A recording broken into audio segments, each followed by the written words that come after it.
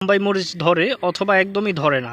তো আজকের এই ভিডিওটাতে আমি ডিটেলসভাবে আলোচনা করব কিভাবে শুধুমাত্র 2টা পরিচর্যা করলেই আপনার বোম্বাই মরিচ গাছে প্রচুর পরিমাণের মরিচ ধরবে। তো কথা না বাড়িয়ে চলুন ভিডিও শুরু করা যাক।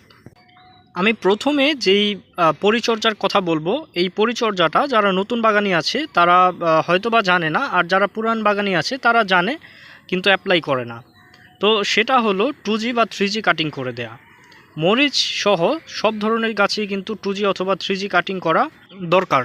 তো এখানে যেই ডালগুলো দেখতে পাচ্ছেন, যেহেতু আমি এটা আগে থেকে 2G বা 3G কাটিং করিনি, এর জন্য কিন্তু দেখা যাবে যে যেই মূল ডালটা আছে ডালের ভিতরে কিন্তু অনেক শাখা হয়েছে।